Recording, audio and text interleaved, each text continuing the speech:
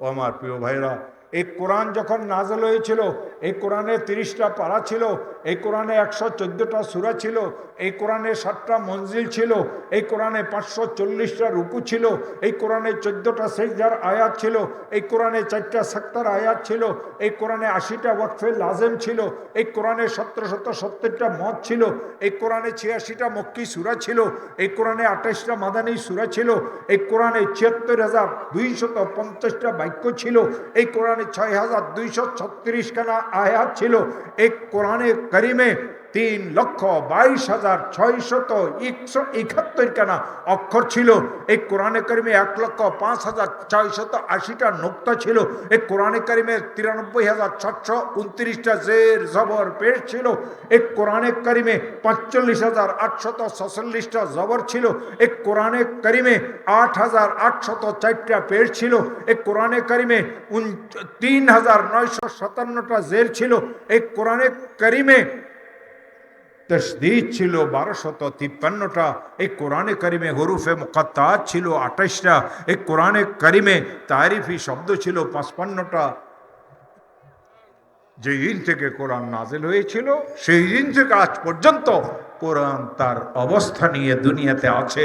কোনো অপশক্তি, কালো শক্তি, সম্মিলিত শক্তি, রাষ্ট্রীয় শক্তি, পরাশক্তি একত্রিত হয়ে কোরআনের একটা অক্ষর কিয়ামত পর্যন্ত কেউ দুনিয়া থেকে মিটাইতে পারবে না। ও আমার বুড়ো ভাইয়েরা, যুবকেরা, আমি আলেম ওলামাদেরকেও বলি, আপনারাও ভালো করে এই কথাটাকে শুনেন। ছোটবেলাতে সমস্ত সমস্যার সমাধান যে কান্নার দ্বারা করেছিলাম, আজ বড় হয়ে সে কান্নাকে কেন আমরা ভুলিয়ে গেলাম? আজ এই উম্মতের আলেম ওলামারা কাঁদেন আল্লাহর কাছে, এই উম্মতের পীর ফকিরেরাও আল্লাহর কাছে কাঁদে না, এই উম্মতের ইমাম খতিবেরাও আল্লাহর কাছে কাঁদে না, এই উম্মতের সাধারণ মুসলমানেরাও আল্লাহর কাছে কাঁদে না। যারা এমপি মন্ত্রী, ওদের কথা আমি বলি না, ওদের তো চুরি করার জন্য ফুরসত নাই, কাইনবে কখন? আমার প্রিয় ভাইয়েরা, আজ যদি এই উম্মত কান্নাকাটি করে মাওলার কাছে, আমি খোদার কসম করিয়ে বলি, পৃথিবীর কোনো শক্তি নেই এই উম্মতের একটা পশমকে বাঁকা করবে। এমন কোন নবী দুনিয়াতে আসেন নাই যে নবী আল্লাহর কাছে কাঁদেন নাই। আমাদের নবী মুহাম্মদুর রাসূলুল্লাহ সাল্লাল্লাহু আলাইহি ওয়াসাল্লাম অর্ধরাত্রি আল্লাহর দরবারে দাঁড়িয়ে থাকতেন, অর্ধরাত্রি থেকে বেশি সময়ও দাঁড়িয়ে থাকতেন, অর্ধরাত্রি থেকে কম সময়ও দাঁড়িয়ে থাকতেন।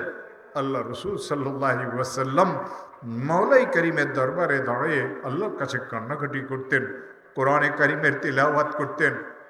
নবী পাক সাল্লাল্লাহু আলাইহি ওয়াসাল্লামের পরে সাহাবাদের যে মুবারক জামাত আসে, এমন একজন সাহাবী কেউ দেখাইতে পারবে না যেই সাহাবী আল্লাহর দরবারে কাঁদতেন না। তাতাজাফা জুনুবুহুম আনিল মাওয়াজি'i ইয়াদউনা রাব্বাহুম খাওফান ওয়া তামাআ ওয়া বিল-আসহারি হুম ইস্তাগফিরুন। সাহাবায়ে কেরামদের পিঠসমূহ বিছানা থেকে রাত্রিবেলাতে আলাদা হয়ে যাইত। সাহাবায়ে কেরাম সারা রাত্র আল্লাহর দরবারে কান্নাকাটি করতেন। সকালের সময় যখন কাছে আসিয়ে যেত, সাহাবারা চিৎকার করিয়ে বলতেন, লা ইলাহাল আলামিন ইয়া রাব্বাল আলামিন মা আবাদনাকা হাক্কা ইবাদাতিক, তোমার ইবাদতের কোনো হককে আমি আদায় করতে পারি নাই। ওয়া বিল-আসহারি হুম ইস্তাগফিরুন। সাহাবী সাহাবী হয়ে আল্লাহ সাক্ষী দিচ্ছেন, শেষ রাত্রে সাহাবায়ে কেরাম আল্লাহর কাছে মাপ চাইতেন।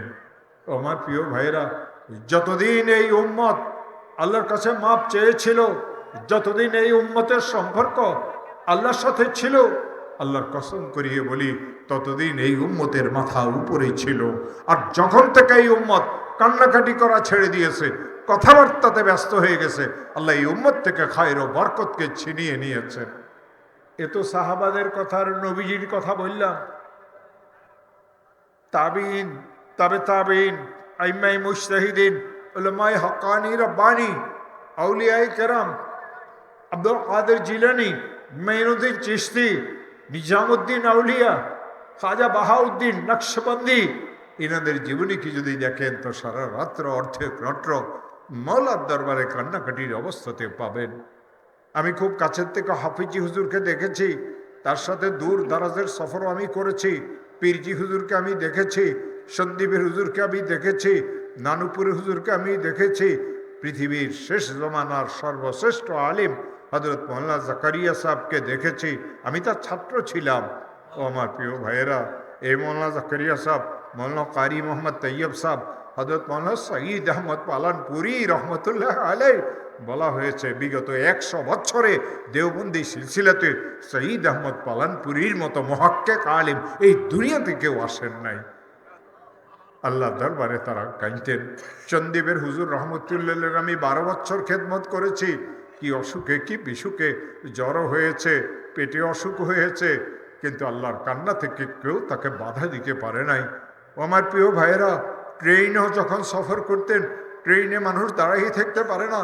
হযরত রহমতুল্লাহ আলাইহি তার শরীরের ভারকে উঠানোর জন্য ট্রেনের দেওয়ালের সাথে টেক লাগাই দাঁড়াই থাকতেন, সারা রাত্র কান্নাকাটি করতেন মাওলাই করিমের কাছে। আজ আমাদের ফুরসত কোথায় কান্নাকাটি করার জন্য? ও আমার প্রিয় ভাইয়েরা, রাসূল করিম সাল্লাল্লাহু আলাইহি ওয়াসাল্লাম থেকে শুরু করে আজ পর্যন্ত সর্বযুগে যত হক্কানি রব্বানি আলেমেরা এসেছিলেন, সবাই আল্লাহর দরবারে কেঁদেছিলেন। আমরা সবাই মুসাফির, একসময় রুহের জগতের মুসাফির ছিলাম, আবার মায়ের পেটের মুসাফির ছিলাম, আবার দুনিয়ার পেটের মুসাফির হিসাবে আছি। কিছুদিন পরে যখন এই দুনিয়াতে থাকবো না, কবরের সফর আমাদের শুরু হবে। আবার কবরের সফর নিশ্চিত একদিন আমাদের শেষ হবে। হাসরের ময়দানের সফর আমাদের শুরু হবে। কতদিন হাসরের ময়দানে আমরা থাকবো আমরা কেউ জানি না, তবে হাসরের ময়দানের সফরও একদিন আমাদের শেষ হয়ে যাবে।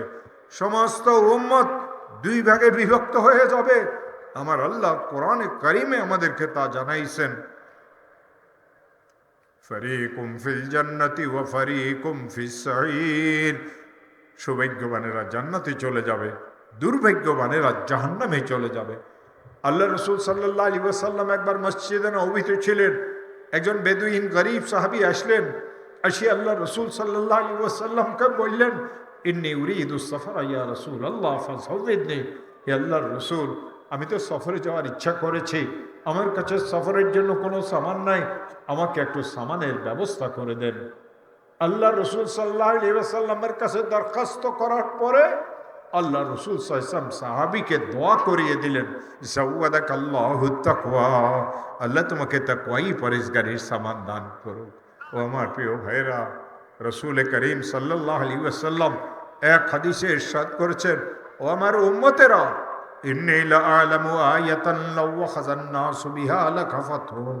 আমি একটা আয়াত জানি, মানুষরা যদি আয়াতের উপর আমল করে, দুনিয়া এবং আখিরাতের সমস্ত সমস্যার সমাধানের জন্য যথেষ্ট হয়ে যাবে। ওয়া তালা রাসূলুল্লাহ সাল্লাল্লাহু আলাইহি ওয়াসাল্লাম, ওয়া মান ইয়াত্তাকিল্লাহ ইয়াজআল লাহু মাখরাজা ওয়া ইয়ারযুকহু মিন হাইসু লা ইয়াহতাসিব। যে কেউ আল্লাহর উপরে ভরসা করে, তাকওয়াই পরহেজগারি ইখতিয়ার করে, আল্লাহ তাকে 2টা পুরস্কার দান করেন। এই লোকটা যদি কোনো বিপদে পড়ে, আল্লাহ বিপদ থেকে উদ্ধারের রাস্তা সমূহ তার জন্য খুলে দেন। এমন জায়গা থেকে তার জন্য রিজিকের ব্যবস্থা করেন যেখান থেকে রিজিক পাওয়ার সে কোনো ধারণাই করে না। সাহাবী দেখলেন রসুলের মনের অবস্থা খুবই ভালো, ভিক্ষুকের মতো হাত পাতিয়ে বলে, ফাসিদনি ইয়া রাসূলুল্লাহ। আল্লাহ রসুল, আমি তো অনেক দূরে যাব, আমার কাছে তো কোনো সামান নাই, আরেকটু সামানের ব্যবস্থা আমাকে করিয়ে দেন। আল্লাহর রসুল সাল্লাল্লাহু আলাইহি ওয়াসাল্লাম ইরশাদ করলেন, ও আমার আদরের সাহাবী, ওয়া গাফারা যামবাক, আল্লাহ তোমার গুনাহ খাতাকে মাফ করিয়ে দেন। মাওলানা সাহেবেরা, মৌলভী সাহেবেরা, পীর সাহেবেরা, তোমরা যারা বক্তারা আছো, আমি তোমাদের সবাইকে বলি, রসুল এই দোয়া করিয়ে বুঝাই দিয়েছেন, যার মাফ হবে না সে জান্নাতে যাবে না। মাপ চাওয়া লাগবে মাপ হওয়ার জন্য। ভিক্ষুককে কেউ ভিক্ষা দেয় না যদি ভিক্ষা না চায়, তো তোমাকে আমাকে আল্লাহ কেন মাফ করবেন যদি মাপ না চাও? আজ আমাদের আলেমেরাও মাপ চায় না, মুফতিরাও মাপ চায় না। মনে কেউ কষ্ট আনবেন না, আমি অনেক বুড়ো মানুষ, 73 বছর আমার বয়স। এই বয়সের একজন আলেমও বাংলাদেশে এখন নাই, আমি অনেক বুড়ো। কিন্তু যেই কারণে আমি দুঃখ পাই, মাহফিলের পর মাহফিল হচ্ছে, হিদায়াত আসে না। কেন? মাহফিলের পরে আর মাহফিলের আগে ইখলাস মুসলমানদের কাছে নাই। না বক্তার কাছে ইখলাস আছে, ও তো পয়সার জন্য ওয়াজ করে, ও তো 3 জায়গাতে দৌড়াই দৌড়াই ওয়াজ করে।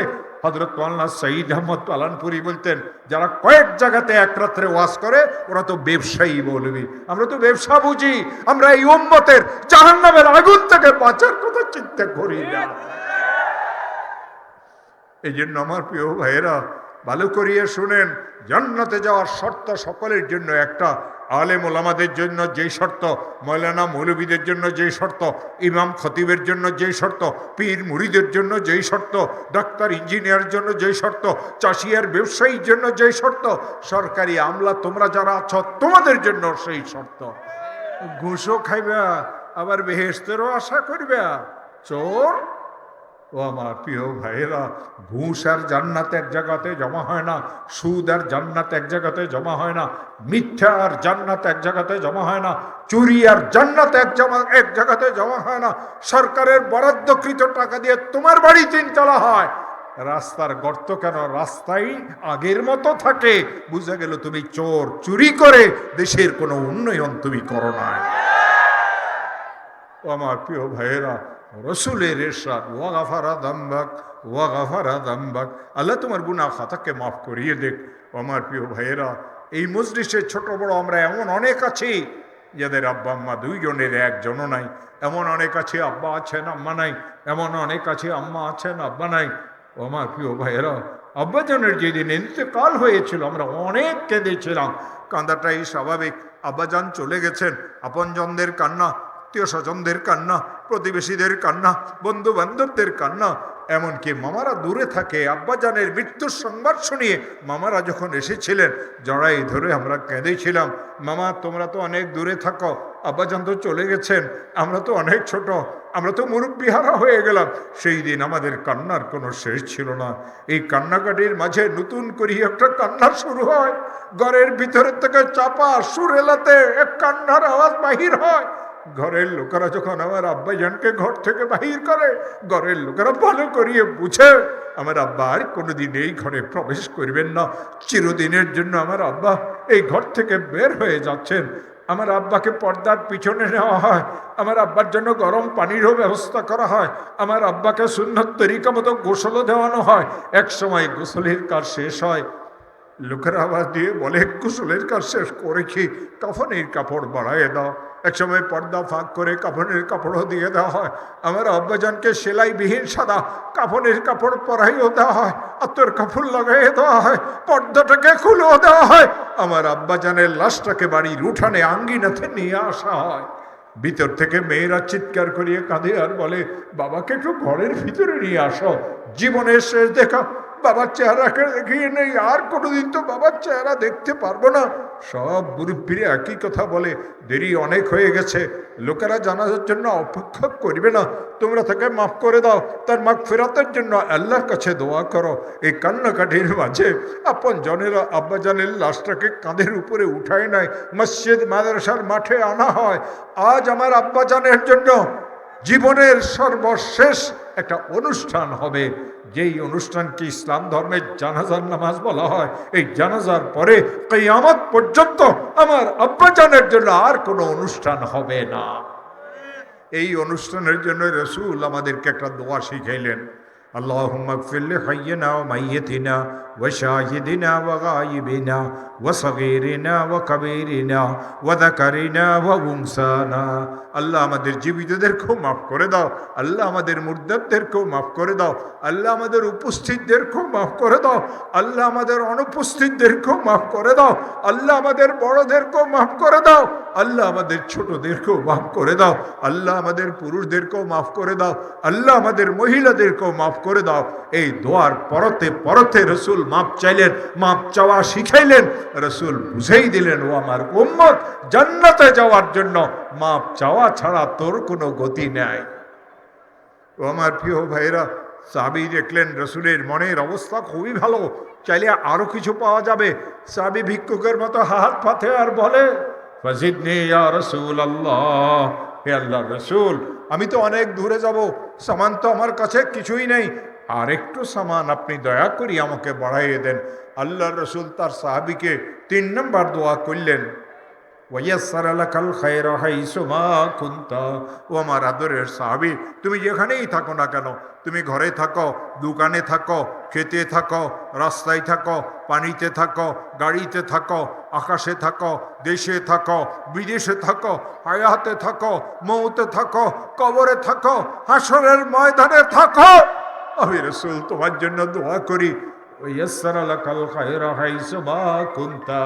যেখানেই থাকো না কেন, আল্লাহ যেন ভালো জিনিসের অর্জন তোমার জন্য সহজ করে দেন। আমার রসুল তার সাহাবীকে 3টা দোয়া করেছিলেন। একজন বুড়ো আলিম হিসাবে আমিও আপনাদের কাছকে ওই 3টা দোয়া করিয়ে যাব। কেন করব? আমার রসুল আমাকে অধিকার দিয়েছেন দোয়া করার। قال رسول الله صلى الله عليه وسلم العلماء ورثة الأنبياء وإن الأنبياء لم يورثوا دينارا ولا درهما وإنما ورثوا العلم। আল্লাহ রসুল ইরশাদ করেন, উলামাগণ নবী রসুলদের ওয়ারিস। নবী রসুলগণ কাউকে সোনা দানার ওয়ারিস বানাই যান না, তারা তো ইলমের ওয়ারিস বানাই যান। ও আমার প্রিয় ভাইয়েরা, ইলমের উৎস দুইটা, ইলমের উৎস দুইটা, ইলমের উৎস দুইটা। ইলমের প্রথম উৎস আল্লাহর কোরআন, ইলমের দ্বিতীয় উৎস আল্লাহর রসুলের হাদিস। আজ এই দেশে বহু কুলাঙ্গার আছে, টিটকারি করি কয়, হুজুর তোমার এই কিতাবে কি বিজ্ঞান আছে? আমি জিজ্ঞাসা করি, গাধা তোর বিজ্ঞান কখন দুনিয়াতে এসেছে? যদি 500 বছর আগে তোর বিজ্ঞান দুনিয়াতে এসে থাকে, যদি 500 বছর আগে প্রাইমারি স্কুলের অস্তিত্ব দুনিয়াতে আসিয়ে থাকে, তুই আমাকে উত্তর দে, তোর বিজ্ঞান কখন এসেছিল? যখন তোর বিজ্ঞান আর বিজ্ঞানীদের 14 গোষ্ঠীর জন্ম হয় নাই, কোরআন তখন আমাদেরকে বিজ্ঞানের খবর দিয়েছে। বিসমিল্লাহির রহমানির রহিম, ইয়াসিন ওয়াল কুরআনিল হাকিম। বিসমিল্লাহির রহমানির রহিম, লাশ-শামসু ইয়ানবাগি লাহা আন তুদরিকাল কামার ওয়ালাল লাইলু সাবিকুন নাহার ওয়া কুল্লুন ফি ফালাকিন ইয়াসবাহুন। সূর্যের কথা, চন্দ্রের কথা, ভূমণ্ডলের কথা, পরের মণ্ডলগুলির কথা, এই চন্দ্র সূর্য গ্রহ নক্ষত্রের ঘুরের কথা, তাদের কক্ষপথের কথা তোদের বৈজ্ঞানিকেরা বলে নাই? 1400 বছর আগে পৃথিবীর মানচিত্রে যখন একটা প্রাইমারি স্কুলের অস্তিত্ব ছিল না, কোরআন তখনও আমাদেরকে আকাশের সংবাদ দিয়েছে। ও আমার প্রিয় ভাইয়েরা, এমন টিটকারি করি কথা বলে যেন এই গাধাটা ফু দিবে, কোরআন দুনিয়া থেকে বিদায় হবে। এই কোরআন দুনিয়া থেকে বিদায় হওয়ার জন্য আসে নাই। বিসমিল্লাহির রহমানির রহিম, ইন্নাহু লাকুরআনুন কারীম। বিসমিল্লাহির রহমানির রহিম, যালিকাল কিতাবু লা রাইবা ফীহি।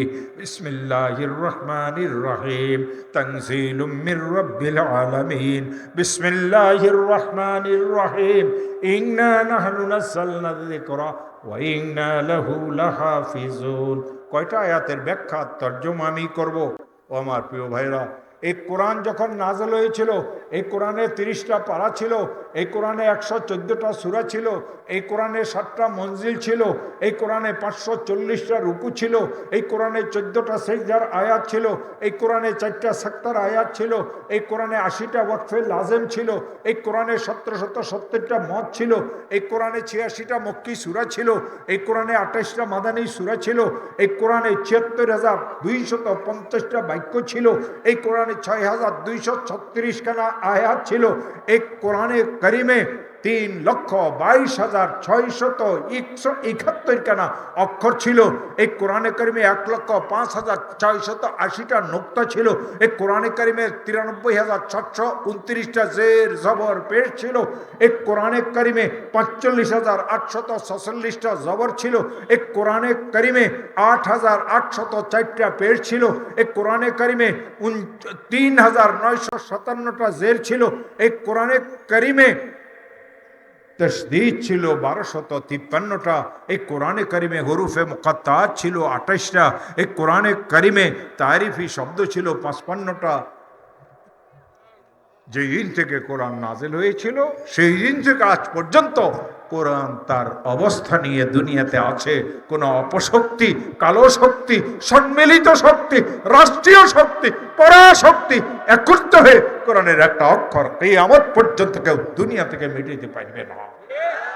ও আমার প্রিয় ভাইরা, এই সমস্ত নাস্তিক মুরতাদেরা আমাদেরকে টিটকারি করি বলে, হুজুর তোমার এই কিতাবে কি ইতিহাস আছে? আমি বলি, গাদার গাদা, তুই জানোস ইতিহাস কাকে বলে? ভালো মানুষদের জীবন আলোচনার অপর নাম ইতিহাস, খারাপ মানুষদের জীবন আলোচনার অপর নাম ইতিহাস।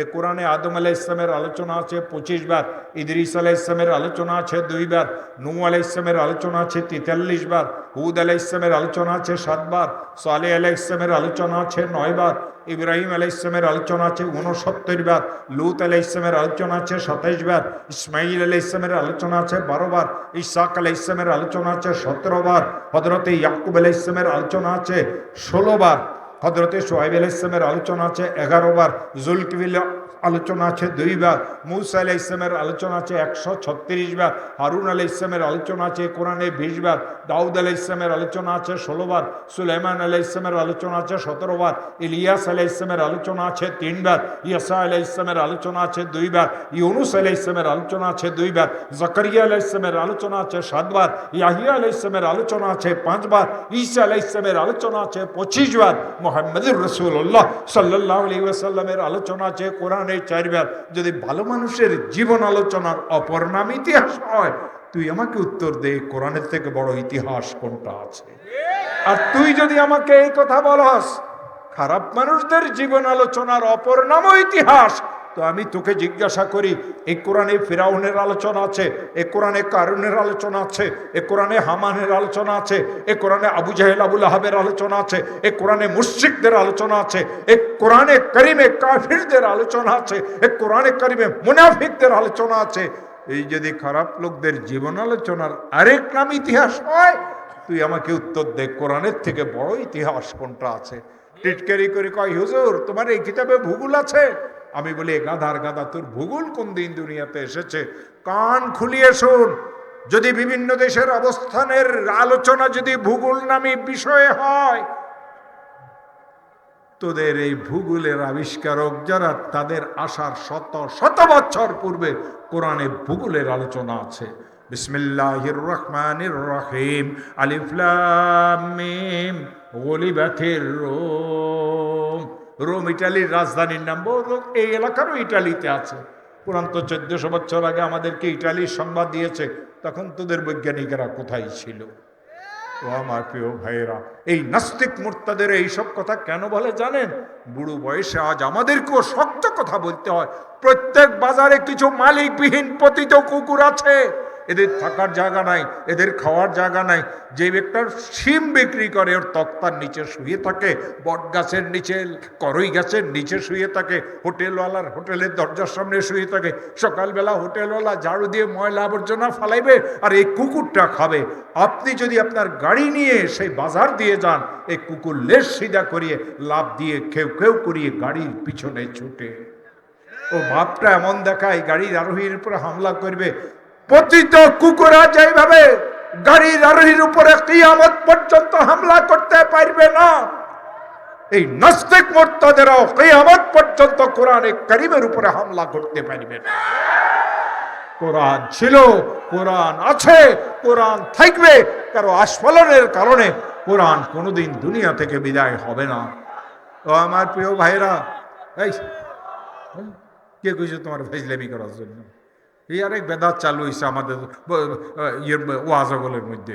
বক্তা হেই হুই করে আর সব নাচিয়ে উঠে। নাচস কেন, আমল কেন করস না? আমি তো আমলের কথা বলি, আমি নাচার কথা বলি না, আমি নাচার বিরুদ্ধে ওয়াজ করি। আমি গাড়ি থেকে নামছি, হুইসাল দিতে আছে। আর আমার জন্য হুইসাল কেন দিলি? আল্লাহ রসুলের জন্য কি বাঁশি বাজানো হয়েছিল? সাহাবীদের জন্য কি বাঁশি বাজানো হয়েছিল? ওমর ফারুকের জন্য কি বাঁশি বাজানো হয়েছিল? এইসব বেদাত আজকে আমাদের মাহফিলগুলিতে ঢুকছে।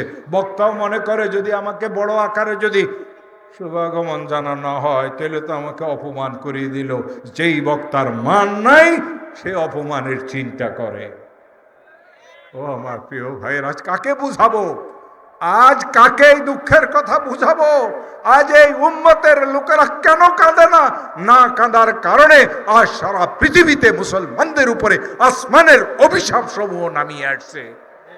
ও আমার প্রিয় ভাইয়েরা, আমি বলেছি আমি আপনাদের জন্য দোয়া করিয়ে যাব। আমি আমার রসুলের অনুসরণে আপনাদের সকলের জন্য দোয়া করিয়ে যাই। প্রথম দোয়া, যাওয়াদাকুমুল্লাহুত তাকওয়া। আল্লাহ আপনাদের সকলকে তাকওয়াই আর পরেজগারির সামান দান করুন।